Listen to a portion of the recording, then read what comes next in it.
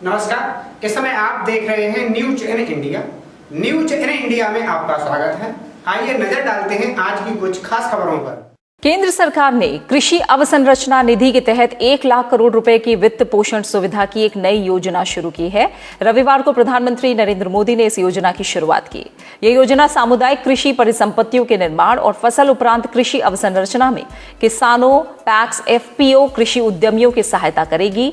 इस दौरान उन्होंने प्रधानमंत्री किसान योजना के तहत 8.5 करोड़ से अधिक किसान लाभार्थियों को 17,000 करोड़ रुपए की छठी किस्त भी जारी की। प्रधानमंत्री नरेंद्र मोदी ने रविवार को 1 लाख करोड़ रुपए की कृषि अवसंरचना निधि के तहत वित्त पोषण सुविधा की एक नई योजना की शुरुआत की। कृषि अवसंरचना निधि ब्याज माफी और ऋण गारंटी के जरिए फसल उपरांत प्रबंधन अवसंरचना और सामुदायिक कृषि परिसंपत्तियों के लिए परियोजनाओं में निवेश के लिए एक मध्यम दीर्घकालिक कर्ज वित्त पोषण सुविधा है। इस मौके पर प्रधानमंत्री ने कहा कि ये योजना किसानों और कृषि क्षेत्र को वित्तीय प्रोत्साहन उपलब्ध कराएगी और वैश्विक स्तर पर प्रतिस्पर्धा करने की भारत की क्षमता में बढ़ोतरी करेगी। देश में कृषि से जुड़ी सुविधाएं तैयार करने के लिए 1 लाख करोड़ रुपए का विशेष फंड लॉन्च किया गया है। इस योजना का जो लक्ष्य था वो लक्ष्य हासिल हो रहा है। हर किसान परिवार तक सीधी मदद पहुंचे और जरूरत के समय पहुंचे, इस उद्देश्य में ये योजना सफल रही है। इस योजना की अवधि वित्त वर्ष 2020 से 2029 यानी 10 वर्ष होगी। मंत्रिमंडल द्वारा योजना को अनुमोदित किए जाने के केवल 30 दिनों के बाद 2,280 से अधिक कृषक सोसाइटियों को 1,000 करोड़ रुपए से अधिक की पहली मंजूरी दी गई। प्रधानमंत्री ने कहा कि भारत के पास वेयर हाउसिंग, कोल्ड चेन और खाद्य प्रसंस्करण जैसे फसल उपरांत प्रबंधन समाधानों में निवेश करने और जैविक और प्रतिबलित खादों जैसे क्षेत्रों में वैश्विक उपस्थिति का निर्माण करने की विशाल संभावना है। इस योजना से गांव में किसानों के समूहों को, किसान समितियों को, एफपीओ उनको वेयर हाउस बनाने के लिए, कोल्ड स्टोरेज बनाने के लिए, फूड प्रोसेसिंग के जुड़े उद्योग लगाने के लिए 1 लाख करोड़ रुपए की मदद मिलेगी। 1 लाख करोड़ रुपया इस काम को गति देने के लिए बहुत बड़ी ताकत है। इस मौके पर प्रधानमंत्री ने लगभग 8.5 करोड़ किसानों को 17,000 करोड़ रुपए की प्रधानमंत्री किसान योजना के तहत छठी किस्त भी जारी की। इस हस्तांतरण के साथ ही इस योजना के जरिए अब तक 10 करोड़ से अधिक किसानों को 90,000 करोड़ रुपए से अधिक धनराशि उपलब्ध करा दी गई है। केंद्रीय गृह मंत्री अमित शाह ने कहा है कि कृषि भारतीय अर्थव्यवस्था की नींव है, जिसे सशक्त करने के लिए मोदी सरकार 6 वर्षों से प्रयासरत है। कृषि अवसंरचना निधि के बारे में ट्वीट करके अमित शाह ने कहा कि किसानों की आय दुगना करने और कृषि विकास के लिए कई अभूतपूर्व कदम उठाए गए हैं। उन्होंने कहा कि मुझे विश्वास है कि प्रधानमंत्री नरेंद्र मोदी के इन अथक प्रयासों से आने वाले समय में भारतीय कृषि विश्व स्तरीय होगी। आखिरकार कोरोना महामारी की रफ्तार कम होते ही 5 महीने बाद रोटी बैंक की शुरुआत आज हो गई। शेखोहाबाद के एटा रोड पर पूर्व चेयरमैन रघुवर दयाल गुप्ता के घर के पास बनी इस रोटी बैंक की शुरुआत 12 मार्च 2018 को हुई थी। उस समय इसका उद्घाटन तत्कालीन जिलाधिकारी नेहा शर्मा द्वारा किया गया था। रोटी बैंक पिछले 2 साल से रोजाना गरीबों को खाने खिलाने का काम कर रही है, लेकिन कोरोना महामारी और लॉकडाउन के चलते पिछले 5 महीने से बंद थी। लेकिन आज से फिर इसकी शुरुआत हो गई।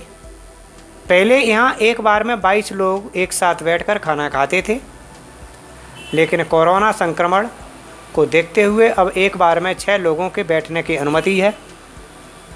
इसमें रोजाना सुबह 11 बजे से शाम 3 बजे तक लोग खाना खाने आते थे।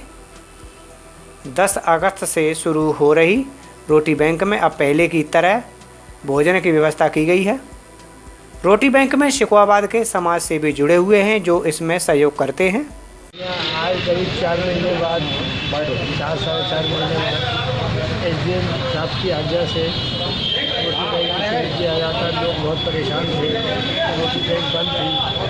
बंद इसलिए थी कि सोशल डिस्टेंसिंग का यहाँ पालन नहीं हो पाता, क्योंकि भीड़ इतनी हो जाती थी, लोग अपने पास पास बैठते थे। अब हम लोगों ने ऐसा किया है कि एक बार में सिर्फ 6 लोग खाना खाएंगे, इनमें कम से कम 1 मीटर का डिस्टेंस रहेगा, जिससे कि सोशल डिस्टेंसिंग का पालन हम कर सकें। SDM साहब भी आ रहे हैं, तो आज उसका उद्घाटन करेंगे। हम लोग 11 बजे का टाइम होता है, इसलिए खाना शुरू कर दिया है।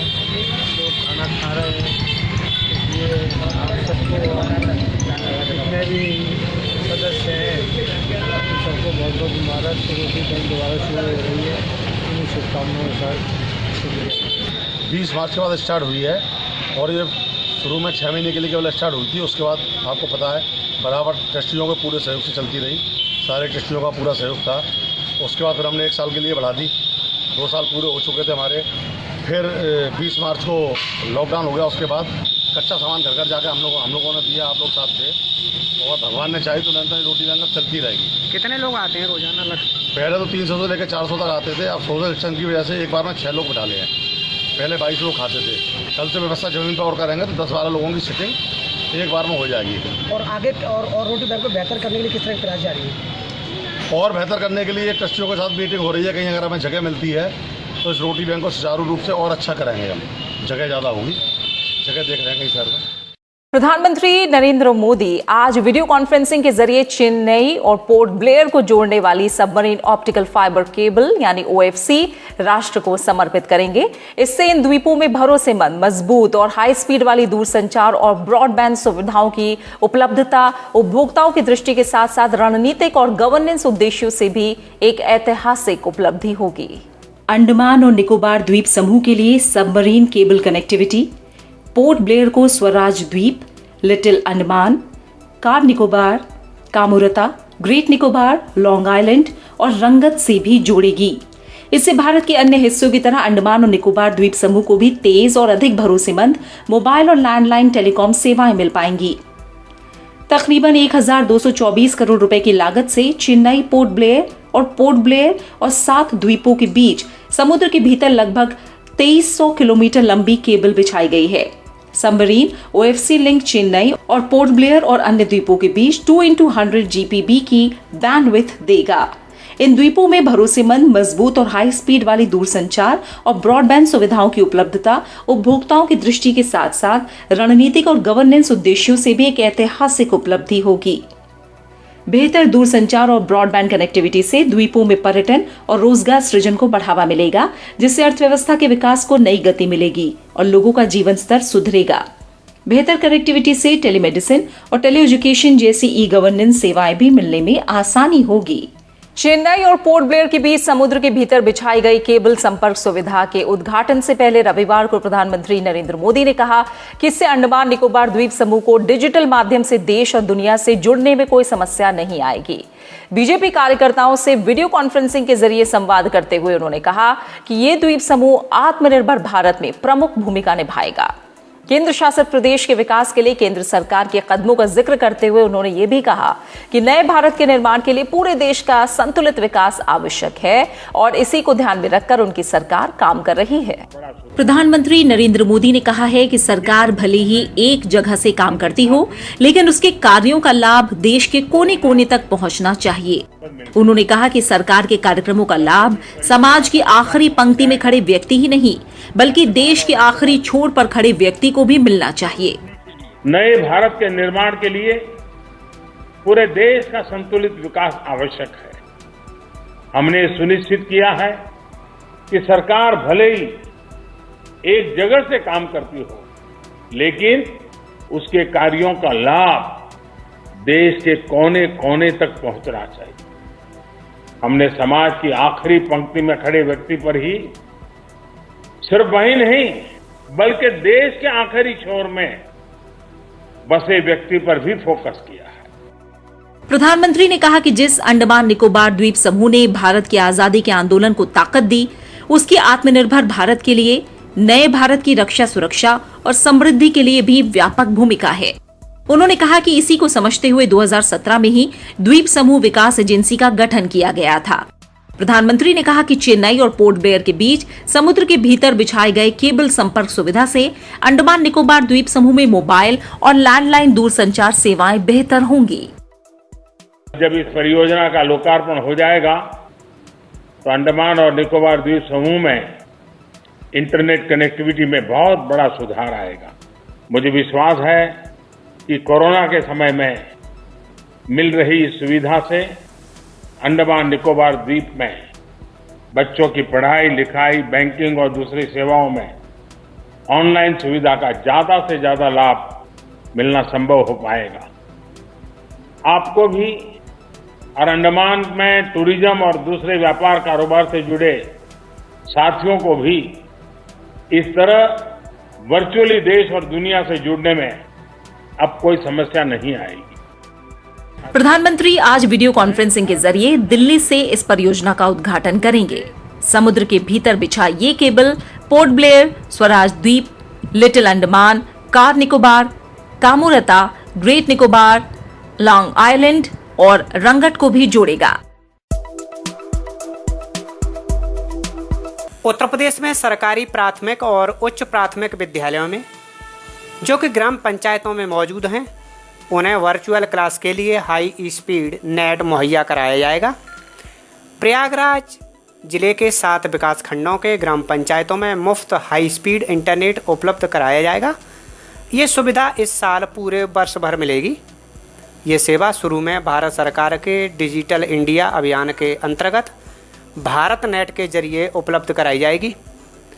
बाद में फिर यह सेवा प्रदेश के सभी स्कूलों में उपलब्ध होगी। अधिकारियों ने बताया कि स्कूलों में हाई स्पीड इंटरनेट सेवा से उन शिक्षकों को मदद मिलेगी जो वर्तमान में व्हाट्सएप के जरिए बड़े पैमाने पर छात्रों को शैक्षिक सामग्री शेयर कर रहे हैं। प्रयागराज के बेसिक शिक्षा अधिकारी संजय कुमार कुशवाहा ने कहा कि सरकार की इस पहल से मंडा, प्रतापपुर, बहादुरपुर, बहारिया, सोराव, करछना और फूलपुर जैसे विकास खंडों के गांवों को लाभ मिलेगा। इंटरनेट की सेवा जैसे ही स्कूलों में शुरू हो जाएगी, वैसे ही शिक्षक वर्चुअल क्लासेस के लिए स्कूल पहुंचने लगेंगे। सभी 7 विकास खंडों के ब्लॉक एजुकेशन ऑफिसरों को आदेश दिया गया है कि वे सभी स्कूलों के हेडमास्टरों की एक पासपोर्ट साइज फ़ोटो और आधार कार्ड प्रूफ उपलब्ध कराएं, जिससे कि ब्रॉडबैंड इंटरनेट के कनेक्शन संस्थाओं को उपलब्ध कराए जा सकें। मोहब्बत की नगरी आगरा में हत्या के 37% मामलों में पीछे प्रेम संबंध है।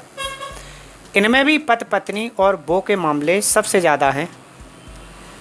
हत्या की दूसरी बड़ी वजह लेन देन और संपत्ति का विवाद है। इसका % 28 है। ये आंकड़े पिछले एक साल यानी कि 11 जून 2019 से 10 जून 2020 के हैं। इस दौरान हत्या के कुल 53 केस दर्ज हुए। इनमें दहेज हत्या के मामले शामिल नहीं हैं। ये data SP city Botre Rohan Pramod ने तैयार कराया था। इसका मकसद हत्या की घटनाओं को रोकने की कोशिश करना है। संपत्ति के विवाद को चिन्हित कर पुलिस उन पर काम करेगी ताकि झगड़े और हत्या की नौबत न आए। SP सिटी ने बताया कि प्रेम संबंध के जो मामले सामने आते हैं उनमें काउंसलिंग कराई जाएगी। हत्या के 53 मामलों में प्रेम संबंध के 20, संपत्ति और लेन देन के विवाद के 15, लूट डकैती के लिए 5 हैं। बाकी के रोड रेज, कहासुनी के हत्या जैसे कारण हैं। अब सवाल उठता है कि इन हत्याओं को कैसे रोका जाए। कुछ लोगों का कहना है कि कपल थेरेपी से हत्याएं रोकी जा सकती हैं। मानसिक स्वास्थ्य एवं चिकित्सा संस्थान के वरिष्ठ चिकित्सक डॉक्टर दिनेश राठौर का कहना है कि वैवाहिक मामलों में अगर सही समय पर दंपति की काउंसलिंग हो जाए तो हत्या को रोका जा सकता है। कपल थेरेपी के जरिए ऐसे लोगों की मानसिक स्थिति में बदलाव लाया जाता है। इसके बाद वे सामान्य जीवन जीने लगते हैं। क्योंकि परिवार परामर्श केंद्र में ऐसे 3 मामले इसी साल के शुरू में आए। इनमें से एक ताजगंज का है। इसमें पत्नी ने प्रेम संबंध का पति इसमें पत्नी के प्रेम संबंध का पति को किसी तरह पता चल गया। उसने पत्नी को मायके भेज दिया। इसके बाद परामर्श केंद्र में मामला पहुंचने पर दोनों की काउंसलिंग हुई। इस पर पति पत्नी को साथ ले गया। इसी तरह सागंज के मामले में पत्नी को पति के संबंधों की जानकारी हुई तो उसने केस दर्ज करा दिया, लेकिन बाद में काउंसलिंग के बाद उसने केस वापस ले लिया और दोनों अब साथ रह रहे हैं। प्रधानमंत्री नरेंद्र मोदी ने आज वीडियो कॉन्फ्रेंसिंग के जरिए अंडमान निकोबार में 2300 किलोमीटर लंबे अंडर सी केबल लिंक का उद्घाटन किया। लेकिन उससे पहले एक फिल्म दिखाई गई जिसमें इस पूरे प्रोजेक्ट के बारे में जानकारी दी गई। इस परियोजना की आधारशिला प्रधानमंत्री नरेंद्र मोदी ने 30 दिसंबर 2018 को पोर्ट ब्लेयर में रखी थी और प्रधानमंत्री ने नेताजी सुभाष चंद्र बोस को नमन करते हुए खुशी जताई कि कोरोना के संकट काल में भी समुद्र के अंदर समय से पहले केबल बिछा दिया गया है। इस अंडर सी केबल लिंक के जरिए अधिकतम 400 जीबीपीएस की इंटरनेट स्पीड मिलेगी। ये सबमरीन केबल पोर्ट ब्लेयर को स्वराज द्वीप से भी जोड़ेगा। समंदर के भीतर करीब 2300 किलोमीटर तक केबल बिछाने का ये काम समय से पहले पूरा करना ये अपने आप में बहुत प्रशंसनीय है। मुझे खुशी है कि सारी रुकावटों को किनारे करके इस काम को पूरा किया गया। यहां तक कि कोरोना जैसी आपदा जिसके कारण एक प्रकार से बहुत सी चीजें प्रभावित हुई, बहुत सी चीजें ठप कर हो गई, वो भी इस काम को पूरा होने से रोक नहीं पाई। और बेहतर नेट कनेक्टिविटी टूरिस्ट डेस्टिनेशन की सबसे पहली प्राथमिकता बन गई है। प्रधानमंत्री ने कहा कि अंडमान निकोबार को बाकी देश और दुनिया से जोड़ने वाला ये optical fibre project ease of living के प्रति उनके सरकार की प्रतिबद्धता को दिखाता है। अंडमान निकोबार को बाकी देश और दुनिया से जोड़ने वाला ये optical fibre project ease of living के प्रति हमारी प्रतिबद्धता का प्रतीक है। अब अंडमान निकोबार के लोगों को भी मोबाइल कनेक्टिविटी और तेज इंटरनेट की वही सस्ती और अच्छी सुविधाएं मिल पाएगी जिसके लिए आज पूरी दुनिया में भारत अग्रणी है। और प्रधानमंत्री ने कहा कि भारत अब आत्मनिर्भरता की ओर बढ़ रहा है। पीएम ने कहा कि देश अब एक नदी जलमार्गों का नेटवर्क तैयार कर रहा है जिससे एक बड़े भूभाग को जोड़ा जा सकेगा। आज जब भारत आत्मनिर्भरता के संकल्प के साथ आगे बढ़ रहा है, ग्लोबल मैन्युफैक्चरिंग हब के रूप में, ग्लोबल सप्लाई और वैल्यू चेन के एक अहम प्लेयर के रूप में खुद को स्थापित करने में जुटा है, तब हमारे वाटरवेज और हमारे पोर्ट्स के नेटवर्क को सशक्त करना बहुत जरूरी है। आज हम नदी जलमार्गों का एक बड़ा नेटवर्क तैयार कर रहे हैं जो समुद्र के बड़े पोर्ट्स को देश के लैंडलॉक राज्यों से कनेक्ट कर रहा है। आगरा के थाना शाहगंज क्षेत्र में एक व्यापारी ने ऑनलाइन शॉपिंग साइट से 17,000 रुपये का मोबाइल मंगवाया, लेकिन मोबाइल डिलीवरी हुआ तो डिब्बे में बर्तन धोने के 3 साबुन निकले। यह देखकर व्यापारी ने डिलीवरी बॉय को पकड़ लिया और पुलिस के हवाले कर दिया। आपको बता दें कि शाहगंज निवासी गुलशन माकन की बाजार में एक गारमेंट की दुकान है।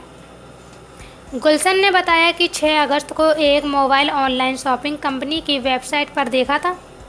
इस पर 17,000 रुपये का मोबाइल बुक कर दिया, जिसका पेमेंट डेबिट कार्ड से करने पर 1,500 रुपये का डिस्काउंट मिल गया। रविवार को मोबाइल की डिलीवरी करने एक युवक आया। गुलशन ने युवक को जाने नहीं दिया उन्होंने उसके सामने ही मोबाइल का डब्बा खोला तो डिब्बे में बर्तन धोने के 3 साबुन निकले। उन्होंने युवक को पकड़ लिया और उससे रकम वापस करने को कहा। युवक का कहना था कि वो डिलीवरी बॉय है, उसे नहीं पता था कि डिब्बे में क्या है, मगर गुलशन उसे थाना सागंज ले आया और पुलिस के हवाले कर दिया। इसके बाद थाने में तहरीर दी, कोरियर कंपनी के मैनेजर से शिकायत की, लेकिन रकम वापस नहीं लौटाई गई।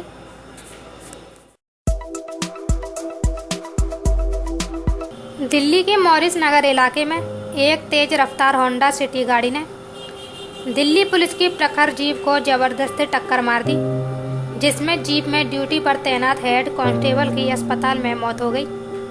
वही होंडा सिटी चालक की भी गंभीर हालत बनी हुई है। आरोपी की पहचान मॉडल टाउन के तुषार के रूप में हुई है, जो घटना के वक्त नशे में था। आरोपी के खिलाफ आईपीएस की धारा के तहत मामला दर्ज किया गया है। बताया जा रहा है कि आरोपी एक संपन्न परिवार से है और सिंगापुर में स्नातक की पढ़ाई कर रहा है। लॉकडाउन के दौरान दिल्ली आया था, तब से यहीं है। यह हादसा बीती रात करीब 2 से 2:30 बजे के बीच हुआ। एक तेज रफ्तार होंडा सिटी कार ने पुलिस की प्रखर जीप को जोरदार टक्कर मार दी। प्रत्यक्षदर्शियों का कहना है कि यह टक्कर इतनी जोरदार थी कि जीप हवा में उड़कर नीचे आ गिरी। इसके चलते गाड़ी के परकच्चे उड़ गए, साथ ही इसमें सवार पुलिसकर्मी जीप में ही फंस गए। पुलिसकर्मियों ने किसी तरह कुछ लोगों को बुलाया, जिसके बाद उसमें मौजूद लोगों को निकालकर अस्पताल में भर्ती कराया। इलाज के दौरान हेड कांस्टेबल की मौत हो गई। जम्मू कश्मीर के बडगाम में आतंकियों के हमले में घायल भाजपा नेता ने सोमवार की सुबह अस्पताल में इलाज के दौरान दम तोड़ दिया। सेना के लगातार चलाए जा रहे ऑपरेशन से बौखलाए आतंकी राजनीतिक दलों के नेताओं पर हमला कर रहे हैं। आतंकियों ने अब बडगाम जिले के ओमपोरा इलाके में भारतीय जनता पार्टी के पिछड़ा वर्ग ओबीसी मोर्चा के जिला अध्यक्ष अब्दुल हमीद नाजर को निशाना बनाया था। रविवार की सुबह आतंकियों ने हमीद को उस समय गोली मारी थी जब वे सुबह की सैर के लिए निकले थे। वारदात के बाद आतंकी फरार हो गए, जबकि घायल भाजपा नेता को गंभीर हालत में अस्पताल में भर्ती कराया गया था। 5 दिनों में भाजपा नेता पर यह तीसरा हमला था। बडगाम पुलिस के अनुसार भाजपा ओबीसी जिला अध्यक्ष अब्दुल हमीद एक सुरक्षित कैंप्स में रहते थे। वे रविवार की सुबह सुरक्षा कर्मियों को बिना बताए सैर के लिए निकल गए। उसी समय आतंकियों ने उन्हें बडगाम रेलवे स्टेशन के निकट गोली मार दी। उन्हें अस्पताल में भर्ती कराया गया, जहां सोमवार की सुबह अस्पताल में इलाज के दौरान उनकी मौत हो गई। अभी तक किसी संगठन ने इस मामले की जिम्मेदारी नहीं ली है। सैन्य उपकरणों के आयात पर 2024 तक के लिए रोक लगाने की सरकार ने घोषणा की है। रक्षा मंत्रालय ने रक्षा क्षेत्र से जुड़े सभी हितधारकों से सलाह मशवरा किया और उसके बाद बड़ा फैसला लिया, जो देश को रक्षा क्षेत्र में आत्मनिर्भर बनाने के लिए उठाया गया है। सरकार ने सेना, वायुसेना, नौसेना, डीआरडीओ, रक्षा क्षेत्र से जुड़े सार्वजनिक उपक्रमों, आयुध बोर्ड और निजी उद्योग सहित सभी हितधारकों की राय लेने के बाद ये फैसला किया है। अब देश रक्षा क्षेत्र में अपनी क्षमताओं में इजाफा करेगा। सेना के तीनों अंगों द्वारा अप्रैल 2015 से अगस्त 2020 के बीच लगभग 3.5 लाख करोड़ रुपए की अनुमानित लागत पर ऐसी वस्तुओं के लगभग 260 योजनाओं को अनुबंधित किया गया था। अनुमान है कि अगले 6 से 7 साल में घरेलू इंडस्ट्री को करीब 4 लाख करोड़ रुपए के कॉन्ट्रैक्ट दिए जाएंगे। इनमें से करीब 1,30,000 करोड़ रुपए की वस्तुएं थल सेना और वायुसेना दोनों के लिए अनुमानित हैं, जबकि नौसेना के लिए करीब 1,40,000 करोड़ रुपए की वस्तुओं के अनुबंध का अनुमान लगाया गया है। कि भारत में 101 रक्षा ऐसी सामग्रियां होंगी जिनके आयात पर अब प्रतिबंध लगा दिया गया है। यानी अब बड़े बड़े हथियार और अन्य रक्षा सामग्री भारत में ही बनेंगे, उनका निर्माण भारत में होगा। अब उन्हें दुनिया के दूसरे देशों से अब इंपोर्ट नहीं किया जाएगा। आयात पर प्रतिबंध लगाए जाने वाली इन 101 वस्तुओं की सूची में न केवल हल्की वस्तुएं शामिल हैं, बल्कि आर्टिलरी गन, असॉल्ट राइफलें, लड़ाकू जलपोत, सोनार प्रणाली, मालवाहक विमान, हल्के लड़ाकू विमान, रडार जैसे कुछ उच्च प्रौद्योगिकी हथियार प्रणालियां और हमारी रक्षा सेवाओं की जरूरतों को पूरा करने के लिए कई अन्य वस्तुएं भी शामिल हैं। इस सूची में दिसंबर 2021 की सांकेतिक आयात प्रतिबंध के साथ पहियों वाले बख्तरबंद लड़ाकू वाहन भी शामिल हैं, जिनमें से 5,000 करोड़ रुपए से ज्यादा की अनुमानित लागत पर सेना को करीब 200 AFV के लिए अनुबंध करने की उम्मीद है। इसी तरह नौसेना दिसंबर 2021 की सांकेतिक आयात प्रतिबंध तारीख के साथ पनडुब्बियों की मांग कर सकती है, जिनमें से करीब 42,000 करोड़ रुपए की अनुमानित लागत पर 6 पनडुब्बियों के अनुबंध की उम्मीद है। वायुसेना के लिए दिसंबर 2020 के सांकेतिक आयात प्रतिबंध के साथ हल्के लड़ाकू विमान LCA Mk-1A को सूचीबद्ध करने का निर्णय लिया गया है। इनमें से 123 हल्के लड़ाकू विमान LCA Mk-1A के लिए करीब 85,000 करोड़ रुपए की अनुमानित लागत आएगी। इन वस्तुओं के आयात पर प्रतिबंध को 2020 से 2024 के बीच धीरे धीरे लागू करने की योजना है। इस कदम का मकसद भारतीय रक्षा उद्योग को सशस्त्र बलों, रक्षा बलों की जरूरत को पूरा करने के साथ साथ स्वदेशीकरण के लक्ष्य को हासिल करने के लिए बेहतर ढंग से तैयार होना है। रक्षा मंत्रालय ने रक्षा उत्पादन संस्थाओं द्वारा ईज ऑफ डूइंग बिजनेस को प्रोत्साहित करने और सुविधाएं प्रदान करने के लिए कई अहम कदम भी अपनाए हैं।